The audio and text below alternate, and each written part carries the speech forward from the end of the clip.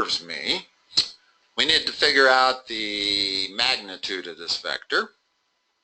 Then we're going to divide each term by that magnitude. I think we'll have a unit vector, if I'm not mistaken. Hold on a minute. Let me make sure that, oops, may or may not. That's the part of my book that's missing. That's what I've got in my notes too. Okay, that's what I thought it was, yeah. Hold on. Yeah, because I don't have my book. Those pages are missing. So let's try that. So what's the modulus? Do they use that word or magnitude only? They use magnitude. I didn't know it was called modulus. Okay. So what's the magnitude? You would take -2 squared plus 3 squared, so that'd be 4 plus 3 equals 13, so root of 13. And now we divide each term by that. Okay. And I believe that is a unit vector. Am I mistaken or not? No, I don't think so. You can't reduce that in any way, can you? No. Well, I could rationalize it. I don't know. Do they? Okay, but no. He doesn't apply. Is it with vectors or not? Have they said? No. Okay. Yeah. That, I believe, is the unit vector. Now, it might be this.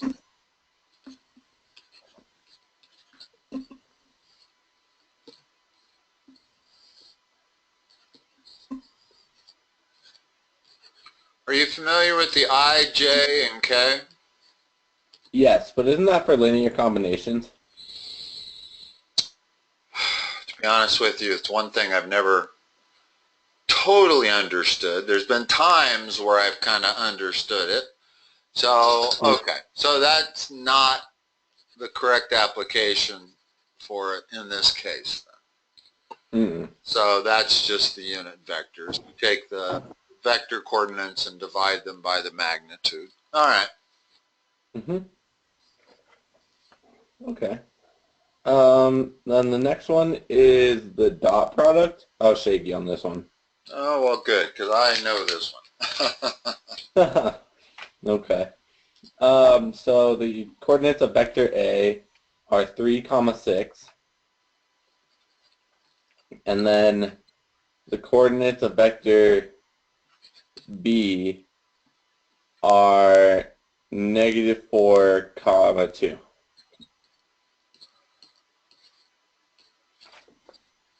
Okay.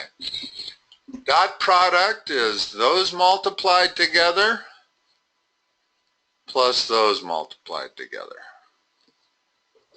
Okay. So that's -12 plus 12. The dot product is 0. And a dot product of 0 actually has meaning also. It means that those two vectors are perpendicular to one another. If the dot product is exactly 0, then you have two vectors that are orthogonal to one another. Does that have any meaning to it? Vectors are perpendicular if and only if u dot v is equal to 0. I'm sorry, what'd you say? Oh, okay. So I was just wondering if that has any other application. Well, actually, yes. When you get into three-dimensional vectors, it has some significant applications.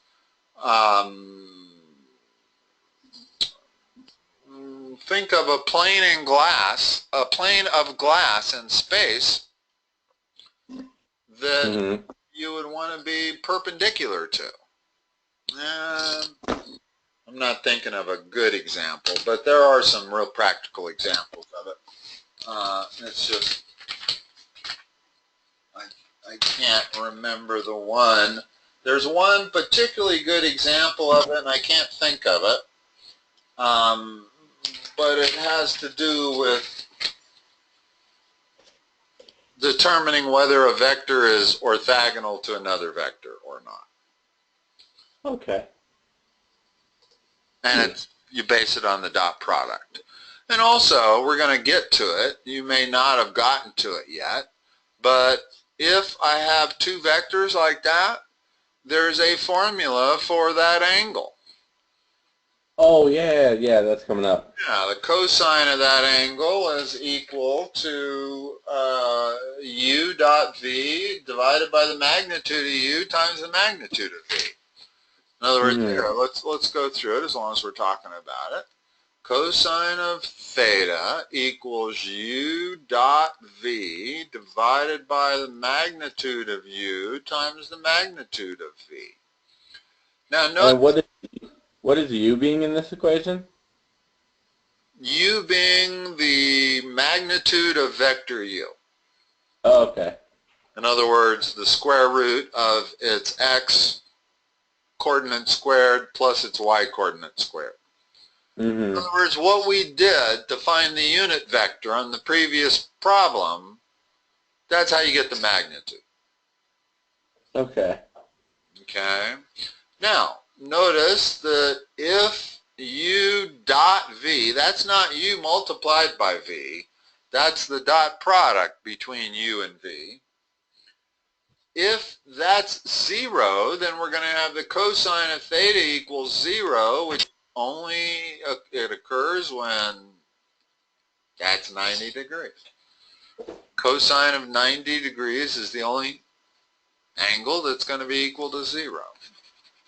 Huh. I mean, you could say 370, but that's still, there's your, or 270, there's your 270 degree angle, which cosine of that is 0, but that's also the acute angle is 90 degrees also.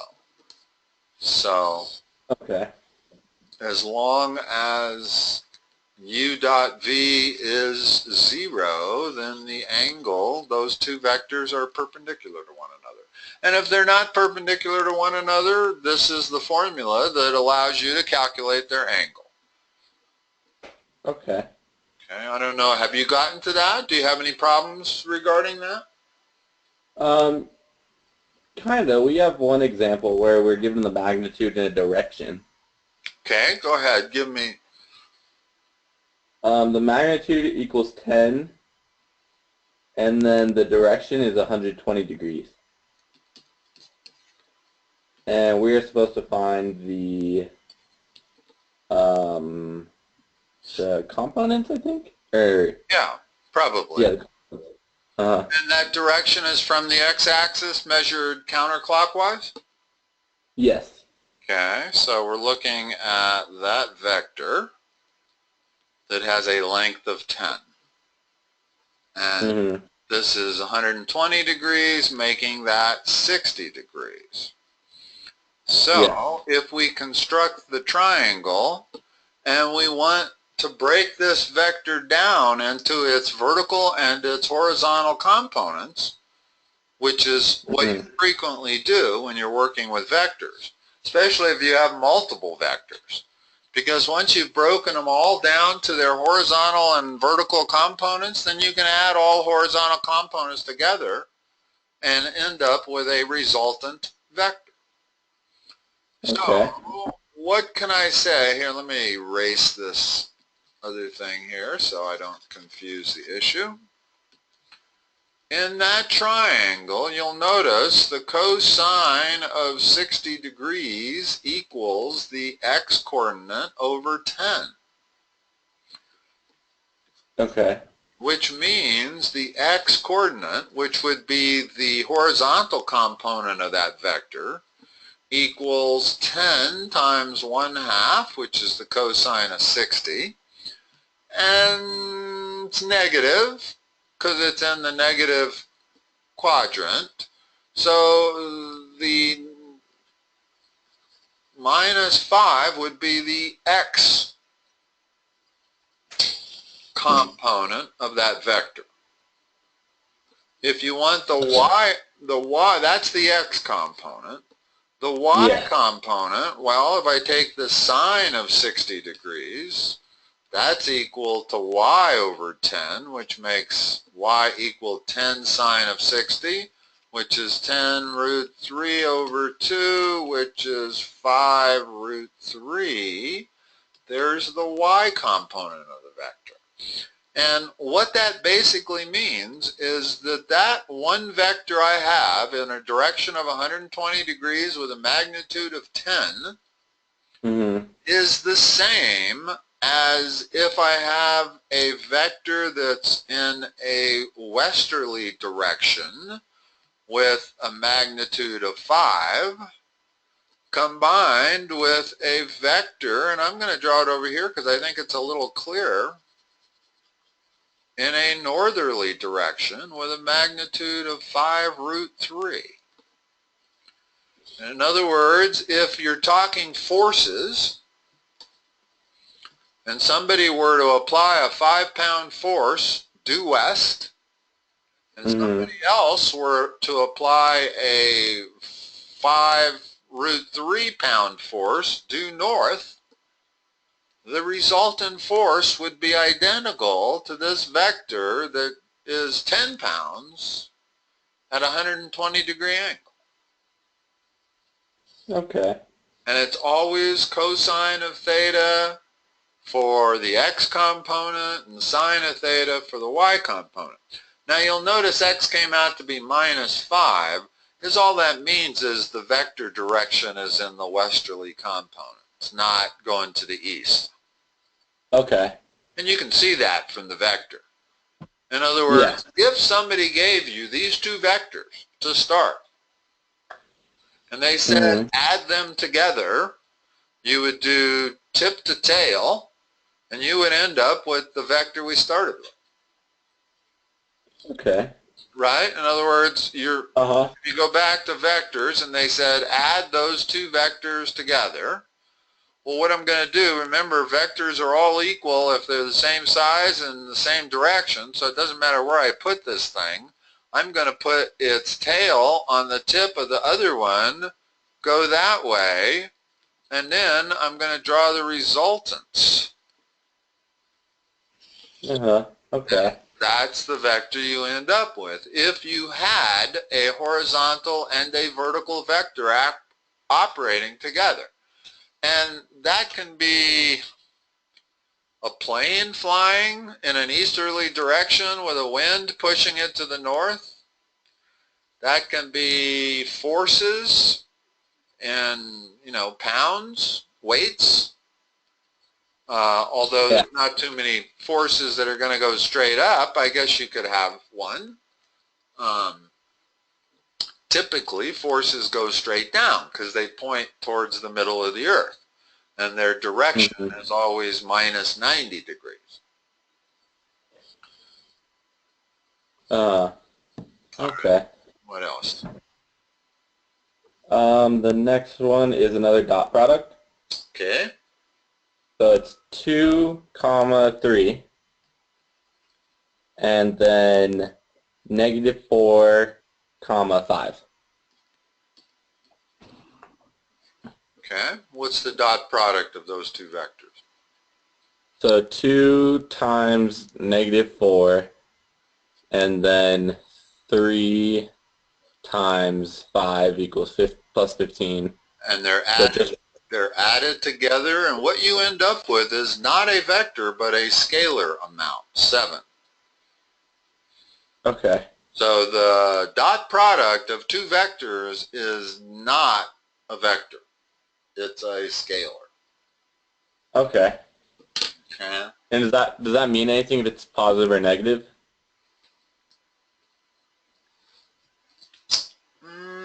It might if we were trying to find the angles between the two vectors. Yeah, because remember, in other words, if I put these two vectors on my chart, there's 2, 3, or we'll pretend it is. And then that vector is -4, 5. So I might want to know this angle. Mm-hmm. And the cosine of that angle equals the dot product, which in this case is 7, divided by the magnitude of the first vector, which is root 13, times the magnitude of the second vector, which is root 41. So the cosine of theta is equal to a positive number, which means theta is going to be an angle less than 90 degrees in this case, because it's positive. It's going to be a first quadrant angle. If that was a minus 7, then you're probably looking at two vectors that are like that, where the angle would be more than 90 degrees, which would make it a second quadrant angle, which would make cosine of theta negative. So in that sense, yes, the 7, whether it's positive or negative, matters, I believe. Okay. Okay. Why? Okay. You said that was a little different. What did you mean? What was different about it? When it was the same as the other dot product, only it had a negative number. Yeah. Uh-huh. Okay, that was the only difference? Yeah, yeah. All right. Yeah, I suppose if your dot product ends up negative, there is meaning to that. Mm-hmm. So the next one is finding an angle in between two vectors. Okay. What are the two vectors? So vector A is 6, 2, and vector B is -4, 3.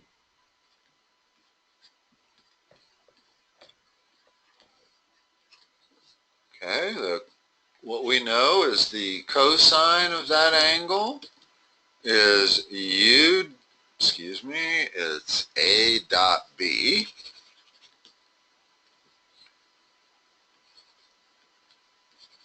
Divided by the magnitude of A, magnitude of B. And those aren't absolute values, but they're always square roots, which means the denominators are always positive. Okay? Okay. So what's A dot B? -4 times 6 equals -24, and 2 times 3 equals 6, so -24 plus 6 equals -18. All right. So that's the numerator. We'll figure it out shortly here how we handle this angle here. Mm-hmm. And the magnitude of A?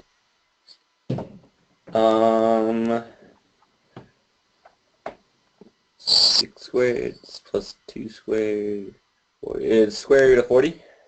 Which is 2 root 10. Okay. And the magnitude of B?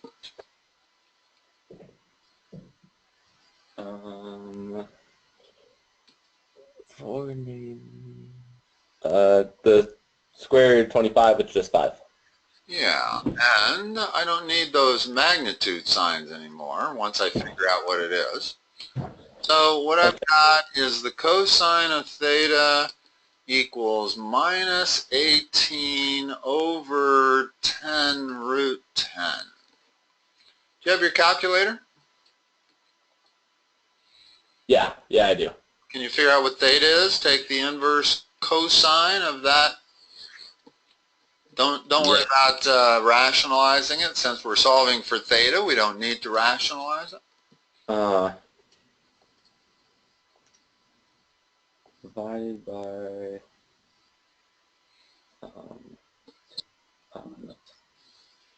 10.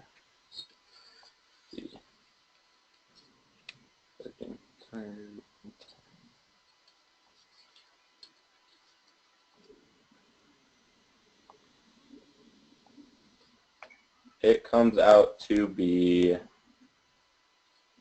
124 degrees. Or about 125, because it's 124.6. 125 degrees. Notice that if I graph both those vectors, what we've solved for is that angle. Mm-hmm. And it's 125 degrees because it was negative, so cosine of theta had to be a second quadrant angle. Okay. Huh. Huh. Somewhere I remember reading something about you're solving for the acute angle. Maybe the absolute value would solve for the acute angle, which is, oh, no, what is the acute angle? We don't know. In other words, that angle is separate from the x and y axis. So this is correct. This is correct. Yeah. Okay. Trying to think if the angle was 180, you would need the cosine of theta to be equal to -1. And then the other vector would point in the opposite direction, and it would have a direction, or rather a reading of -6 -2. Okay. And then if we applied the formula, we're going to come up with the cosine of theta equals -1. Okay. And that would tell us theta is 180 degrees, which tells us the vector is just exactly opposite direction of the first vector, A. Hmm. All right. Cool. Yeah. Okay, so the next one starts getting into three-dimensional vectors. Oh, dear. Huh. Yeah, well, the first one's just to graph it.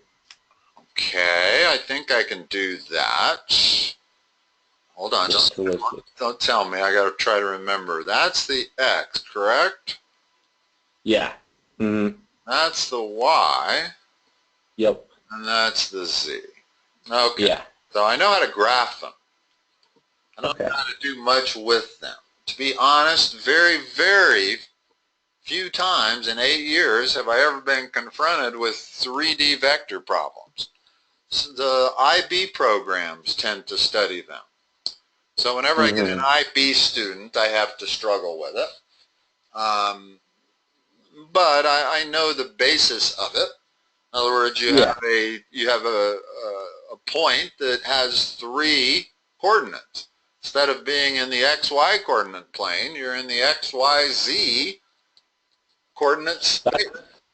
That was like one of the hardest concepts for me to figure out, was the XYZ coordinate space instead of like coordinate plane. Uh-huh. Well, it's just 3-dimensional as opposed to 2-dimensional. Yeah. The XY coordinate plane is strictly dealing with 2 dimensions. Circles are 2 dimensions. Parabolas are 2 dimensions. You take that circle and you spin it, it creates a sphere, which is 3-dimensional. And in reality, most vector problems are 3-dimensional. 3-dimensional vector problems are everywhere. I'm sure there's a lot more 3-dimensional vector problems than there are 2-dimensional, just because the world is 3-dimensional. Yeah. But they can be tough. It's one of those things that I've always kind of had a blank spot for.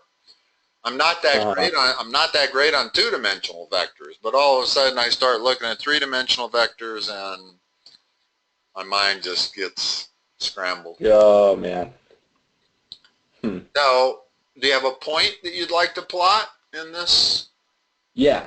So the point for vector A is 3, 4, 2.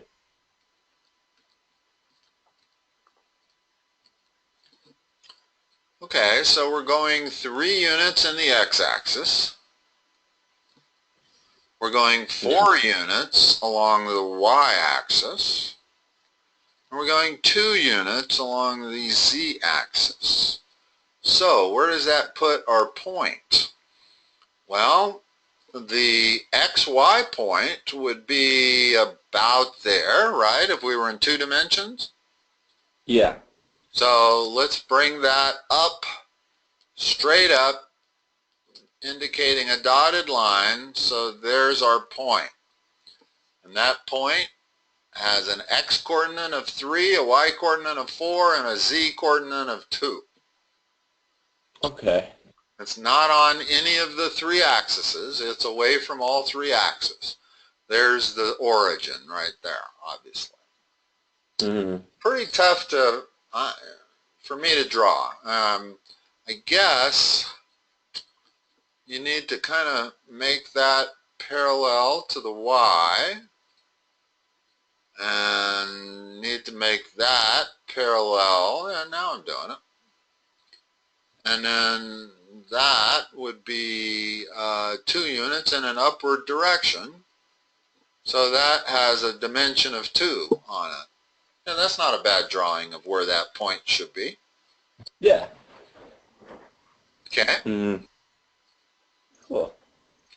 What else do we got?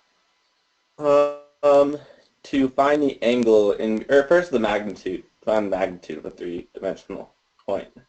Okay, that's just the same application. Find the magnitude of this. It's going to be 3 squared plus 4 squared plus 2 squared. Okay. So it's the square root of 29. Okay, so you just add 1 point to your magnitude. How that vector would actually look, if I drew that vector, it would have a length of square root of 29. Huh. Wow. That's cool. Yeah, it's, like I said, it's the same method for figuring out the magnitude of a 2-dimensional vector. It's just you add the, it's not the cube root though, it's the square root still, which always surprised me when I first learned that. You'd have thought that once you go from 2 dimensions to 3 dimensions that it's the cube root of everything squared, or everything cubed even, who knows. But it's the square root of everything squared. Okay. Huh. Well, the next one is to find the angle in between them. What's the second vector? So the first vector will be 3, 2, and this is a different problem. Yeah, so 3, 2, -1. And this one? And then that one is -4, 3, -2. And I honestly do not have this formula in my book. Conceptually, you can kind of see it. It is. I think it's the same formula as the other one. Let me draw another hypothetical point in this 3-dimensional space. Okay. I'll draw a point right there that comes out from the origin. That's another vector. Okay. And you can see that regardless of what plane each vector is in, there's going to be an angle between them. Yeah. Even if this vector is in a completely different plane. And you know what I mean by that, right? In other words, if I had say a plane of glass that each of those vectors was written on, then they would be in the same plane. Yeah. But they wouldn't have to be in the same plane to have an angle between them. So, in other words, regardless of whether they're in different planes or not, they're still going to have this angle. I guess what you're saying is A dot B divided by that times that. Same equation, I guess, huh? Yeah, yeah. Mm-hmm. Okay.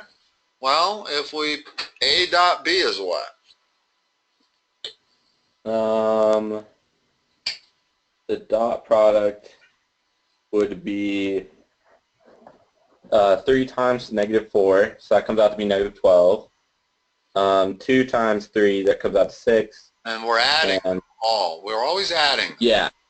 And then -1, -2 comes out to 2, so it'd be 12, 6, 2 comes out to be -4. So that's the numerator.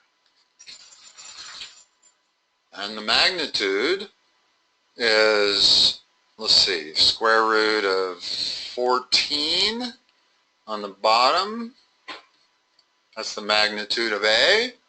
I think. Square root of 9 Yeah, it plus is. 4. Okay, and then we got 16 plus 9. That's square root of 29. 23.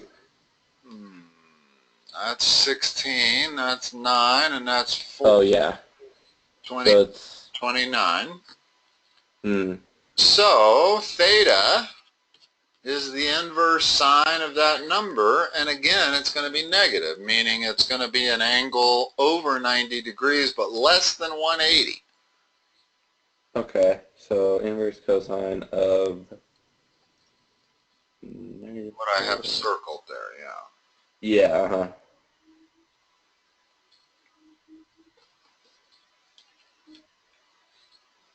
Well, that's interesting. I learned something tonight. I didn't realize that the angle between two three-dimensional vectors was the same formula as the angle between two-dimensional vectors.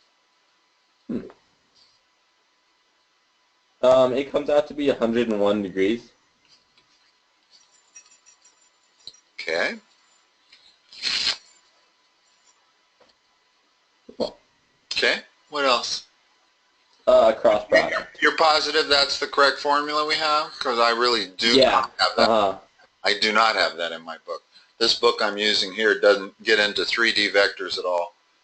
My calculus book barely, no, it doesn't really either. It's missing the final 5 chapters, and that's where they get into 3D vectors. When you get into calculus, there's a lot of calculus applications because velocities are vectors, and velocities are first derivatives. So, What's a derivative? A derivative is the instantaneous rate of change. That's what a first derivative is. Okay. Slope. Instantaneous slope. Oh, okay.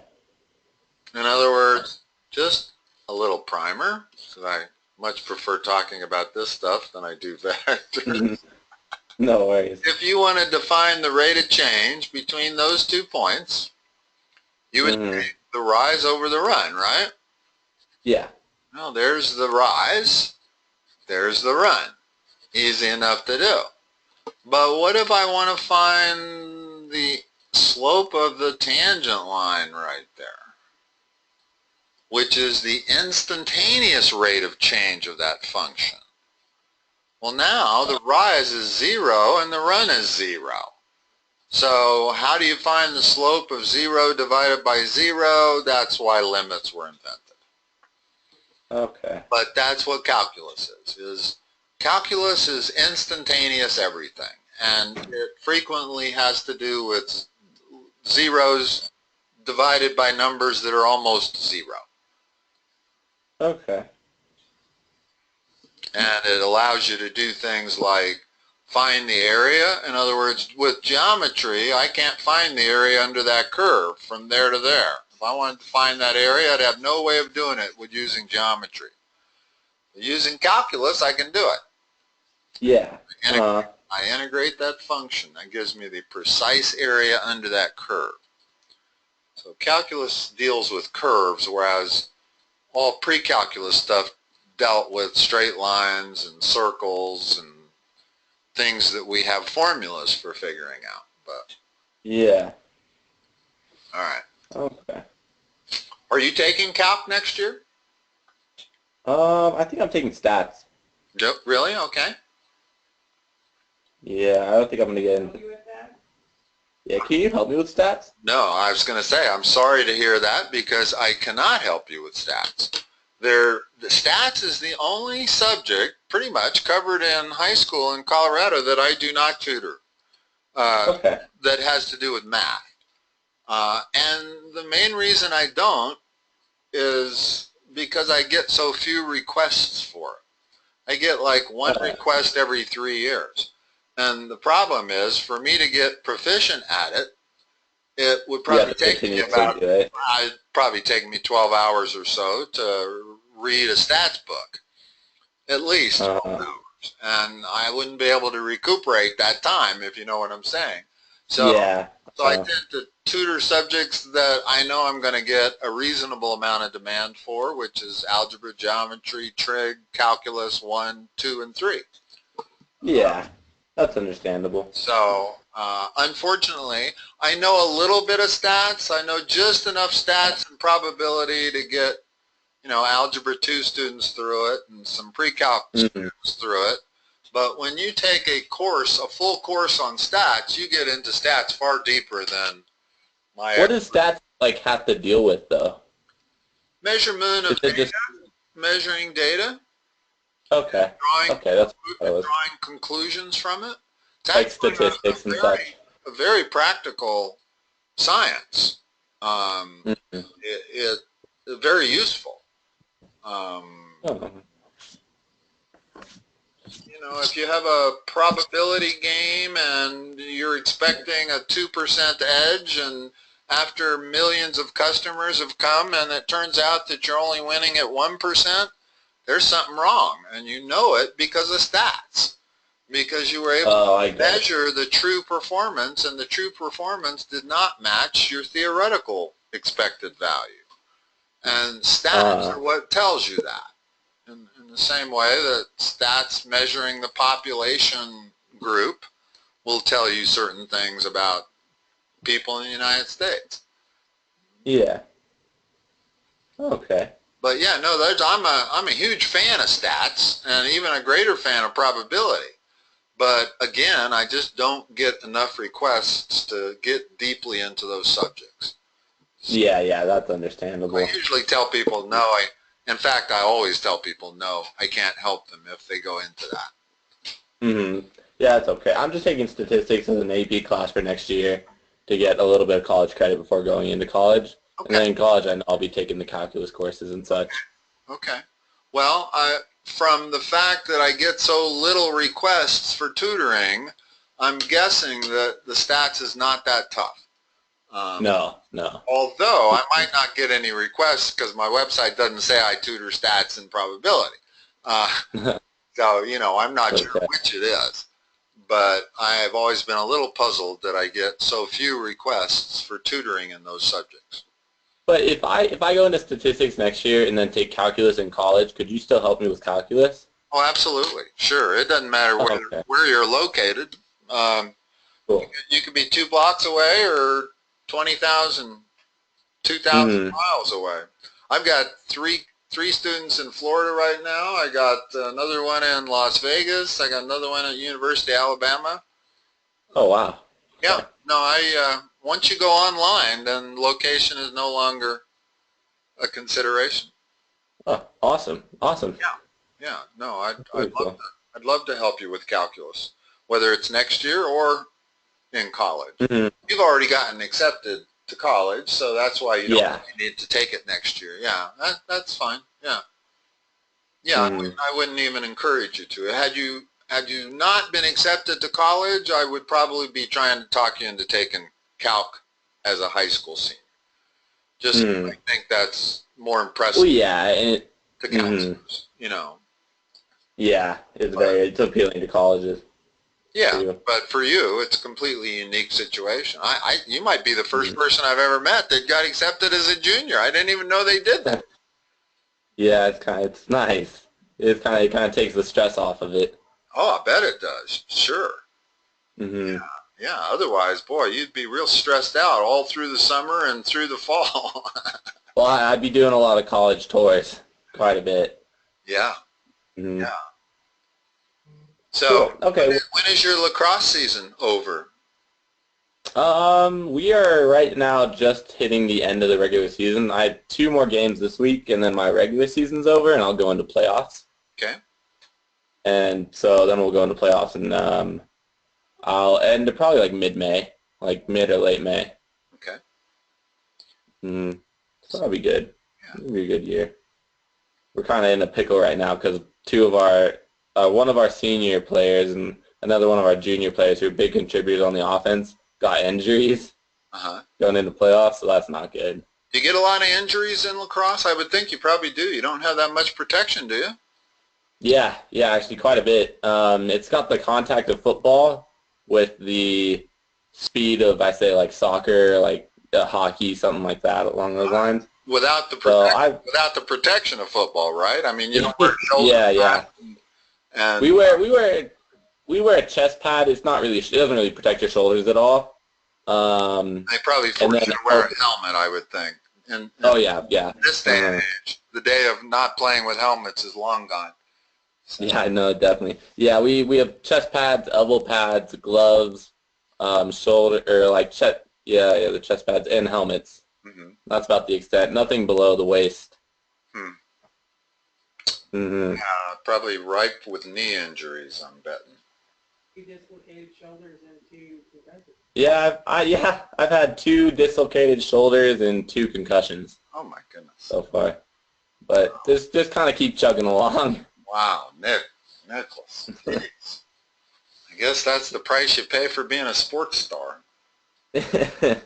So, yeah, just keep liking it. I haven't gotten deterred from it. I think that's why I went into tennis and golf. I love tennis, though. Tennis is awesome. It is. Yeah, although tennis is a lot of hard work.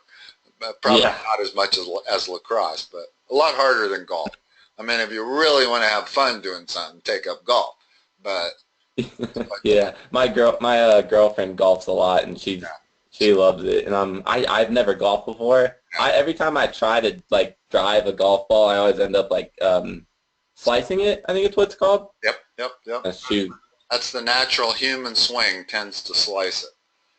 Yep. Yeah. No, most tennis coaches would tell you golf's a 4-letter word, and they mean it because they've lost too many tennis players to golf.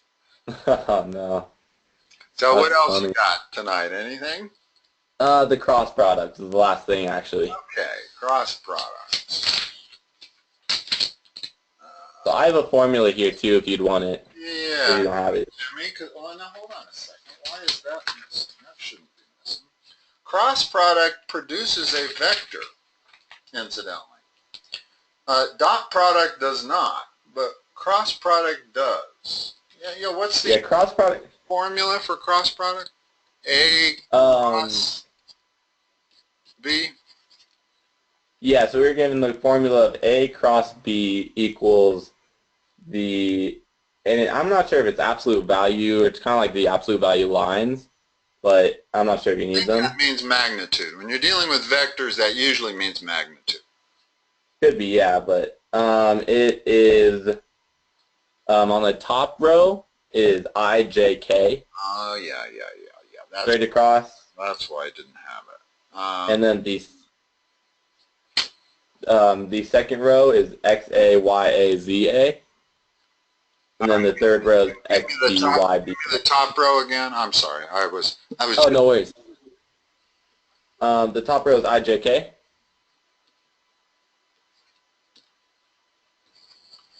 Okay. The second row is XA, YA, and ZA.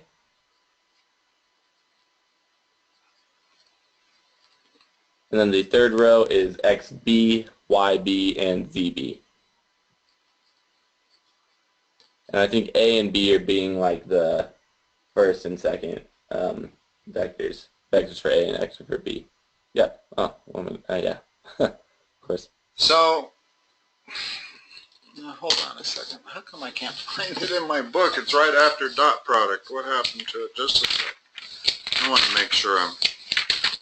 Oh, gosh. Am I thinking of a different book? Hold on. I'm going to look it up in the back. As to why I can't find it. Cross product.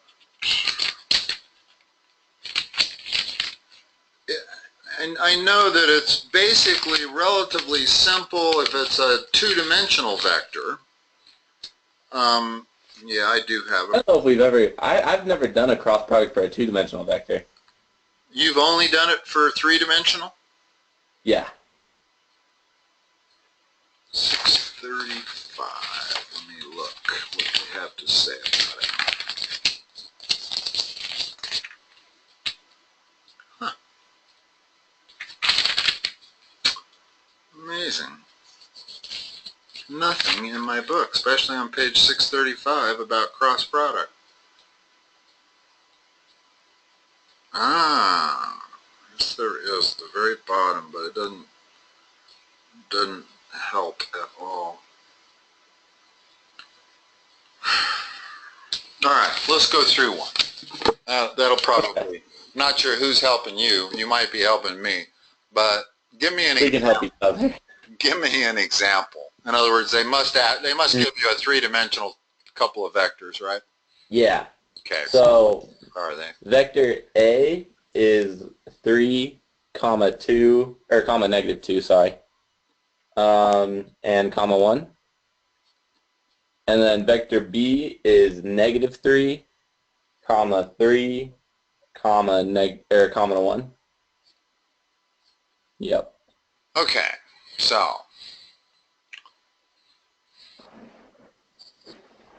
Oh, this is what you were talking about. Yeah, yeah. That means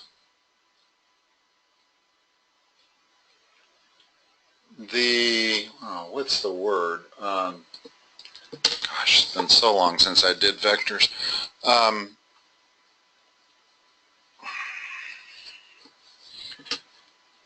What is it? The determinant is what that means. It's the determinant of that matrix is what it is. In other words, cross product involves matrices. And Okay. I don't know, have you had matrices? No. Well, we've gone over them vaguely, but not in depth. I'm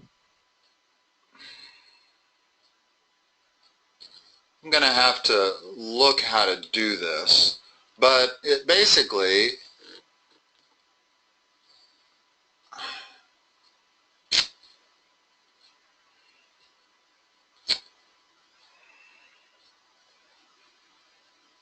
no, I don't even want to venture a recommendation as to how to do them. Does it show you how to do it?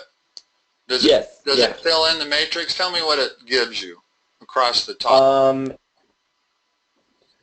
It becomes, well, it doesn't fill in that matrix. It fills in 3 smaller matrices. And then the 3 smaller matrices are used to determine the vector in the end. And then that vector can be, you said the application is to find the area of a parallelogram. Okay. So the equation would be the matrices of I minus the matrices of J plus the matrices of K. And these matrices, okay, so you're saying this is the matrix of I plus the matrix of J? Or minus the matrix of J. Right. And then plus the matrix of K. Yeah. The question is, what is that? That is YA and ZA and YB and ZB. In other words, it's those two. It's a 2 by 2 matrix. And then what it is the other 2 that are not under I think it's coming back to me now. Yeah. All right, yeah, it is. And we're going to end up with 2 by 2 matrices here, which are a lot easier to analyze than 3 by 3. So now let me see if I can figure out what that one is. It's everything not counting the YA and the YB, so it would be XAZA and XBZB. And then the last one is everything not counting the K, so I would use those 4, correct? Yep. Okay. Yeah. All right. Now it's coming back to me. And calculating those,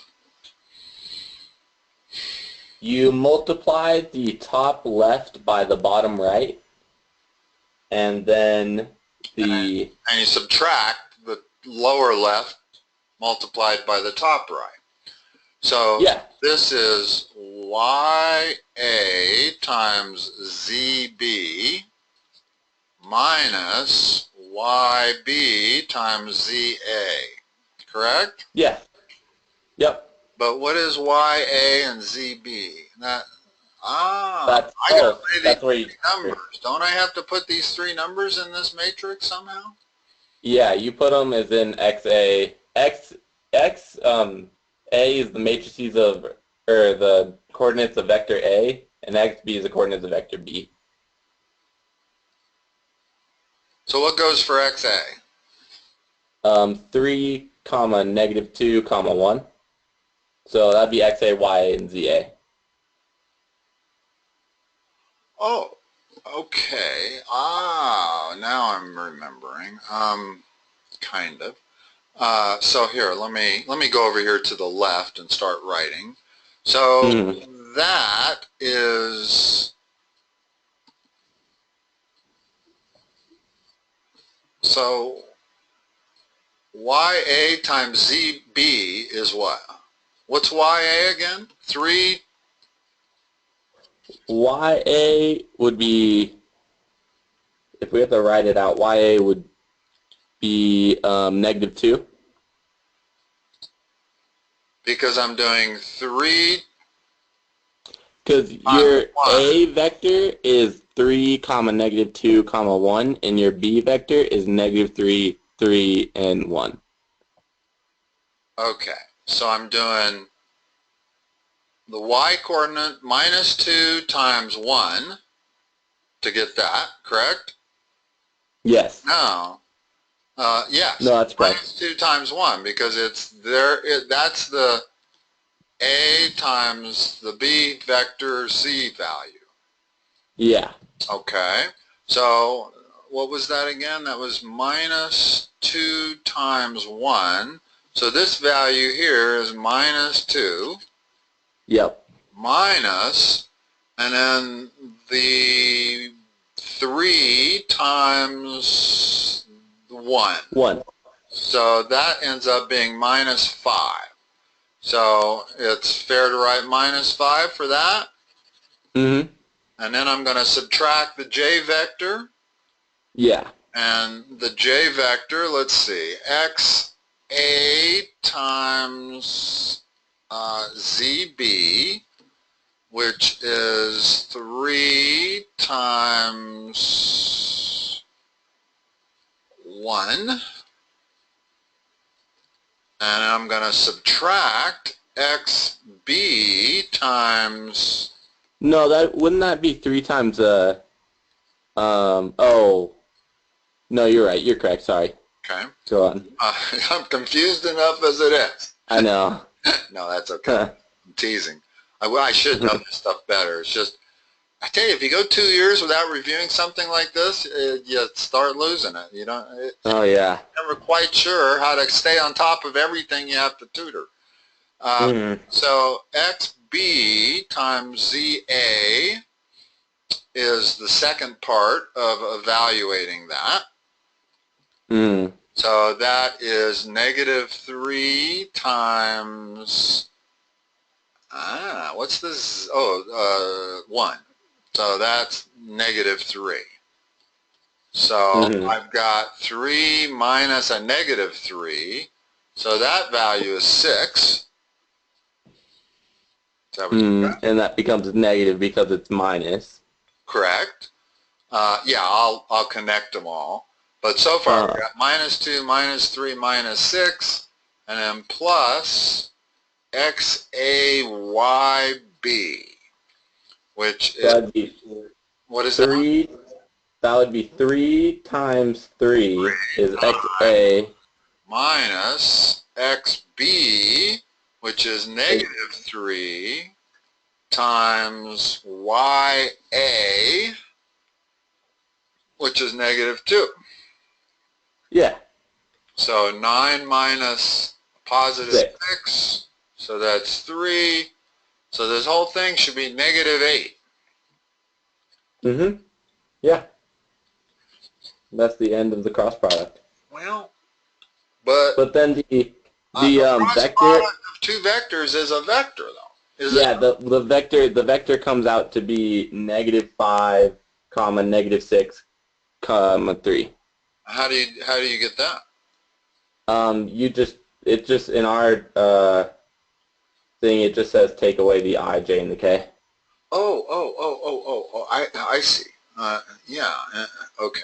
In other words, using unit vectors, what we got was really minus 5i minus 6j plus 3k, correct? Yeah, and that's a linear component. Not really. Minus 8 really is not the answer. No, yeah. This is the answer. It's a vector. It's a 3D vector. When I take the cross product of two vectors, I get a vector, and here's what it looks like. When you take the cross product of two vectors, let's say you had two vectors like that in the same plane, the cross product gives you a vector that is orthogonal to that plane. Huh. So let's say that there's a plane of glass right there. Yeah. The result of the cross product of those two vectors is a vector that is perpendicular to both vectors. Oh, wow. Okay. And any two vectors, whether they're three-dimensional or not, would form a plane, right? No matter whether they started in the same plane or not, if you look at those two vectors, you can make a plane. You could lay a plate of glass over them regardless of where they were pointed. And so if you really wanted a vector that was perpendicular to a plane of glass, and that plane of glass could be defined by two other vectors, then you can figure out by taking the cross product what the vector of the orthogonal is. Uh-huh. I see. Yeah. Cool. Awesome. Well, that was the last thing on my... This minus 8 is not correct. I don't think you ever add those three together. Yeah, that's true. Vector, and the use of I, J, and K... I think those are just they're used for linear combinations. Right, they're a unit. In other words, Yeah. a unit vector would be I plus J plus K. And that would be 1, 1, 1. So it's a little analogous to the unit circle, although not totally. Yeah, I don't know what else to say about I, J, and K. That's something else that I've never fully, totally understood either. Other than this is obviously in the I is in the X direction, the J is in the Y direction, and the K is in the Z direction. I know that. I know that. You know, but. Cool. Okay. Well, that was the last thing on my homework. All right. Nicholas, good luck to you on your vectors. When you hopefully next time I'll talk to you, you'll be on parametric equations. I'm a little better on those. Yeah, I kind of hope so too. I'm kind of done with vectors. Vectors, yeah, I'll be glad to be done with them. There's some subjects you just do not like, and no matter how many times you cover them, you still don't like them. And vectors is one for me. Yeah. Okay. All right. Well, talk to you next I will talk to you next time. All right. Bye-bye. Yeah. Bye-bye.